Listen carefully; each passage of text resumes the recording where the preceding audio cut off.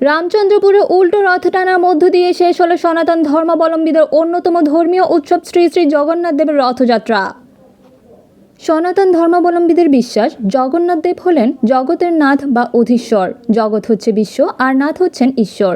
তাই জগন্নাথ হচ্ছে জগতের ঈশ্বর। তার অনুগ্রহ পেলে মানুষের মুক্তি লাভ হয়, জীবরূপে তাকে আর জন্ম নিতে হয় না। এই বিশ্বাস থেকে রথের উপর জগন্নাথ দেবের প্রতিমা রেখে রথযাত্রা করেন সনাতন ধর্মাবলম্বীরা।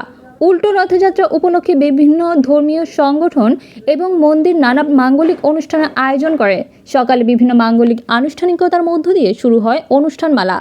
এর মধ্যে ছিল হরিনাম সংকীর্তন, বিশ্ব শান্তি ও মঙ্গল কামনা, অগ্নিহোত্রী যজ্ঞ, মহাপ্রসাদ বিতরণ, আলোচনা সভা, পদাবলী কীর্তন, আরতি কীর্তন, ভাগবত কথা, সাংস্কৃতিক অনুষ্ঠান ও শ্রীমদ্ভাগবত গীতা পাঠ।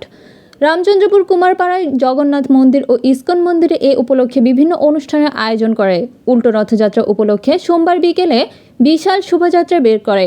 উল্টো রথযাত্রার উদ্বোধনী উপলক্ষে রামচন্দ্রপুর কালী মন্দির প্রাঙ্গণে এক আলোচনা সভার আয়োজন করা হয়।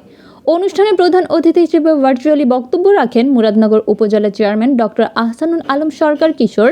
শ্রী শ্রী দক্ষিণেশ্বরী কালী মন্দির প্রাঙ্গণ রামচন্দ্রপুর বাজার থেকে জায়েদ আলী মার্কেট ও আমিননগর মোড় হয়ে শ্রী শ্রী গৌর নিতাই মন্দিরের রথযাত্রা শেষ হয় বাবু শ্রী নেপাল চন্দ্র সাহার বিল্ডিংয়ের সামনে এসে।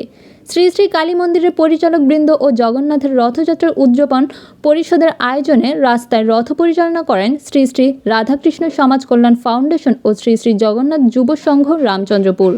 পরে এখান থেকে বর্ণাঢ্য সাজের তিনটি বিশাল রথে জগন্নাথ দেব, সুভদ্রা ও বলরামের প্রতিকৃতি সহ শোভাযাত্রা বের করা হয়।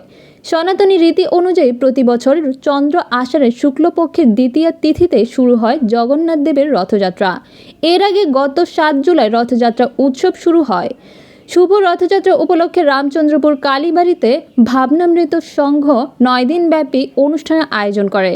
অনুষ্ঠানমালায় ছিল হরিনাম সংকীর্তন, বিশ্ব শান্তি ও মঙ্গল কামনায় অগ্নিহোত্র যজ্ঞ, মহাপ্রসাদ বিতরণ, আলোচনা সভা, পদাবলী কীর্তন, আরতি কীর্তন, ভাগবত কথা, সাংস্কৃতিক অনুষ্ঠান, শ্রীমদ্ভাগবত গীতা পাঠ, ধর্মীয় চলচ্চিত্র প্রদর্শন ও ধর্মীয় নাটক মঞ্চায়ন।